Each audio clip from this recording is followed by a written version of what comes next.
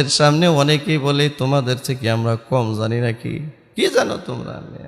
তোমাদের কি পিটাইয়া পুটাইয়া কোরআন মুখস্থ করাইছে, ঠিক কিনা?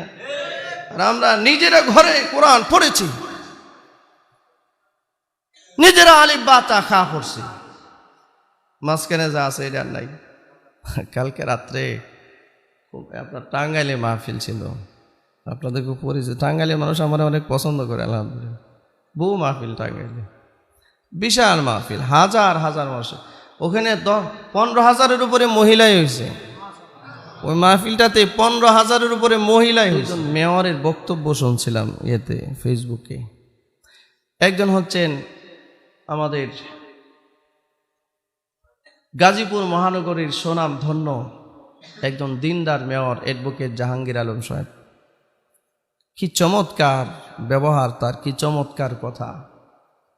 মহান বিজয় দিবসে গোটা গাজীপুরের 2500 মসজিদের ইমামদেরকে ডেকে বিজয় দিবস উদযাপন করছে। আলহামদুলিল্লাহ আসতে বললেন কেন? সেলুট জানাই, সেলুট, আমরা সেলুট জানাই। আমরা আপনাকে সাধুবাদ জানাই, ধন্যবাদ জানাই, আপনার জন্য দোয়া করি। যদি বা আপনার এলাকার মানুষ আমি না, কিন্তু দেখে আমার বুকটা ভরে গেছে যে লোকটা অ্যানালাইসিস করতে পেরেছে, রিয়েলাইজেশন করতে পেরেছে যে আমি নগর পিতা হওয়ার পর, আমি নগরীর মেয়র হওয়ার পর আমি যদি আলেমদেরকে ইজ্জত করি, তাহলে আমার কাউন্সিলররা বাধ্য ইজ্জত করতে। আমি যদি আমার এই নগরের 2500 মসজিদের ইমাম খতিবদেরকে সম্মান জানাই, তাহলে মসজিদ কমিটি বাধ্য তাদেরকে সম্মান জানাতে। তিনি বললেন, আমার ইচ্ছা জাগলো যে আমি সমস্ত আলেমদেরকে একত্রিত করে আজকের এই মহান বিজয় দিবসে যাদের আত্মত্যাগের বিনিময়ে, রক্তের বিনিময়ে আমরা একটা স্বাধীন ভূখণ্ড পেয়েছি, স্বাধীন মানচিত্র পেয়েছি, এই স্বাধীন মানচিত্রের ক্ষেত্রে যারা আত্মত্যাগ করেছেন, রক্ত দিয়েছেন, আজকে আলেম ওলামাদের দোয়ার মাধ্যমে তাদের রুহের মাগফিরাত কামনা করছি। কত সুন্দর উদ্যোগ, কত সুন্দর উদ্যোগ।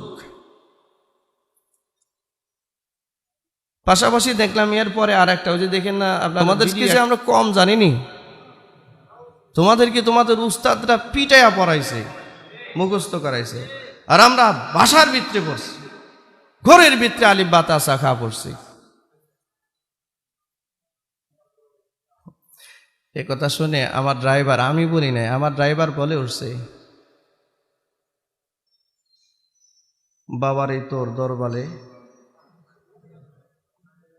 আমি শুনছি না এই কথা, এর আগে শুনি নাই। নতুন করে বলে উঠলো যে বাবারে তোর দরবারে সব। আমি কিন্তু বলি না, আপনারা বলতেছেন। এরপরে সে আর একটু বলছে, নানান ধরনের, নানান জাতের, ও হরেক রকম কি দিয়া মিলাইছো মেলা। হরেক রকম কি দিয়া মিলাইছো, কি দিয়া মিলাইছে মেলা। আমি বলছিলাম ড্রাইভার, আমার ড্রাইভারে বললেন, তুমি কথা কই শুনলা? হুজুরিটা আমি বলবো কেন? আমাদের দেশে জাতীয় দলের ক্রিকেটাররাও কয়, আমি বলবো কেন? অবাক লাগলো একটু। হ্যাঁ, কষ্ট, ভিতরে কষ্ট। আমি বিনয় সহিত এই মেয়র মহোদয়কে জিজ্ঞাসা করি, আপনি এত জানেন, এত বড় আলেম আপনি, আপনারে মনে হয় জীবনে কেউ পিটাইছে না? আপনি স্কুল কলেজে কোনো শিক্ষকের ধমক টমক বা মাইর মনে হয় খাইছেন না? আচ্ছা, একজন দায়িত্বশীল মানুষের কাছ থেকে এরকম দায়িত্বহীন কথাবার্তা শুনলে লজ্জায় নিজেদের মাথা হেঁট হয়ে যায়, ঠিক কিনা? একজন ছাত্র কি শিক্ষক মারবে? এটা স্বাভাবিক, হতেই পারে। আপনারা যারা এখানে আসছেন, পড়াশোনা করেছেন, শিক্ষিত সোসাইটির মানুষ, কে বলতে পারবেন যে হুজুর জীবনে মা বাবা এবং উস্তাদের একটা বাড়ি উঠাইছি না? একজন লোক হাত উঠান একটু। ফকের এবং আপনার উস্তাদের এবং মা বাবার একটা বাড়ি, একটা ধমকও খান না। আপনার মতো ফেরেশতা আর দুনিয়াতে থাকতে পারে? আপনারই তো দরকার আমাদের, এই ঠিক কিনা? আমি সারা রাস্তা পরে আসলাম, আর যখনই ড্রাইভারের কথা মনে হয় তখনই হাসি। তো ড্রাইভার আমার কই, হুজুর একটু পরে পরে হাসেন কেন? আমি যে হাসি তো রাখতে পারতেছি না। আমি হাসি না, কি এক কথা শোনাইলা, আমার তো খালি হাসি আসতেছে, খালি হাসি আসতেছে। ভাইরা আমার, আমি মেয়র মহোদয়ের দৃষ্টি আকর্ষণ করে বিনয় সহিত বলতে চাই, আপনি এত জানা জানেন, আপনি আলেমদেরকে ইনসাল্ট করেন। এদেশে করোনায় যখন রোগীরা মরল, আপনার মতো আলেম আপনি কোথায় ছিলেন? আপনারা তো এই জাতি, এই জনগণ আপনারে পায় নাই খুঁজে। একজন করোনা রোগীর দাফন কাফনে তো আপনারা দেখলাম না ভাই। ও ভাই, আপনারা তো দেখলাম না কোথাও। মাননীয় মেয়র মহোদয়, আপনি এত ইলিম নিয়ে জীবনে কয়জন মানুষের জানাজা পড়াইছেন? কথা বলেন। এত ইলিম আপনার জানা, এত আলেম, এত বড় মুহাদ্দিস আপনি, এত বড় আলেমের দিন আপনি, আপনার জীবনে আপনি কি আপনার বাবার জানাজাটা পড়াইতে পারছেন? আপনারা জিজ্ঞাসা করে, আমি জানি না পড়াইছি কিনা। আপনি কি আপনার মার জানাজাটা নিজে পড়াইতে পারছিলেন? আপনি আপনার আপনজন যারা মারা গেছে তাদের জানাজাটা কি নিজে পড়াইতে পারছিলেন? এখনো যদি কেউ মারা যায়, আপনি পারবেন তার জানাজা পড়তে? পারবেন? এখনো যদি কেউ জানাজা পড়ার প্রয়োজন পড়ে, আর আপনি যদি ইমামতির মুসল্লায় যান, আপনার পিছনে ইক্তেদা করবে তো মানুষ? একদিন ইমামতির মুসল্লায় এসে দাঁড়িয়ে দেখেছেন কি পড়াশোনা করতে হয়? জীবনে একজন মৃত মানুষের দাফন কাফনে আপনাকে পাওয়া গেল না। আপনার এই করোনায় রোগে কত মানুষ মারা গেল, আপনাকে খুঁজে পাওয়া গেল না। ইমামতির মুসল্লায় কোনোদিন আপনাকে পাওয়া গেল না। আপনি বলতেছেন যে আপনার তোদের চেয়ে আমরা কম জানিনি।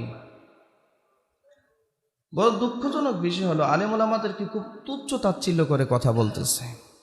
কেউ তো তুই তুকারি করতেছে। কি বলেন? কেউ তুই তুকারি করতেছে, কেউ তুচ্ছ তাচ্ছিল্য করতেছে। কেন রে ভাই, কেন এই কাজগুলো করতেছেন? আলেমরা আপনার কি ক্ষতি করেছে বলেন? কি করেছে আপনার? আলেমদের কি উচিত না যে সত্যটা আপনার সামনে উপস্থিত করা? আলেমদের কি উচিত না মিথ্যাটাকে মিথ্যা বলা? এটা কি উচিত না? এটা বললে কেন আলেমদেরকে শত্রু করতেছে কেন? অ্যাডভোকেট জাহাঙ্গীর আলম না ওনার নাম, ওই যে গাজীপুর মহানগরের যিনি মেয়র, ইনিও তো একজন মেয়র। কেন এত তফাৎ? আমরা যতটুকু জানি আপনি ভদ্রগড়ের মানুষ, আমরা যতটুকু জানি আপনি ভদ্রগড়ের মানুষ, কিন্তু আলেমদের ব্যাপারে এই ধরনের কথা কেন বলেন? এসব বলে তো নিজেদের ধ্বংস নিজেদের ডাকে আনতেছেন। শুনুন, বিনয়ের সহিত আপনাদেরকে বলি, এই কথাগুলো সবার জন্য। ঈমান আর কুফরির দ্বন্দ্ব, হক বাতিলের দ্বন্দ্ব, এটা চিরন্তন ছিল, শুরু থেকেই ছিল, এটা আছে, এটা কিয়ামত পর্যন্ত থাকবে। এই দ্বন্দ্বে আপনি যদি ইমানের পথে নাও থাকতে পারেন, অন্তত ইমানের পথে যারা আছে তাদেরকে গালাগালি করবেন। তো আমি বড়, তোরে তো উস্তাদ পিটাইয়া পড়াইছে আর আমি নিজে পড়ছি। তো আল্লাহ, আমার মনে চায় যে ওনাকে একটু নিয়ে সবাই বসি, যে উনি কি কি পড়ছেন আমরা একটু শুনি, ঠিক কিনা? মাননীয় মেয়র মহোদয়, নিজেকে মানুষের সামনে আর উজাড় করেন না। এবার থামেন, এবার থামেন। আমরা আপনাদের কল্যাণকামী, শত্রু নই, ঠিক কিনা জোরে বলুন? আমরা কল্যাণকামী, আমরা আপনাদের শত্রু নই। আলেমদের বিপক্ষে এত কথা বলেন, একটাবার আলেমদের একটু দরদ আপনাদের ভিতরে কেন আসে না?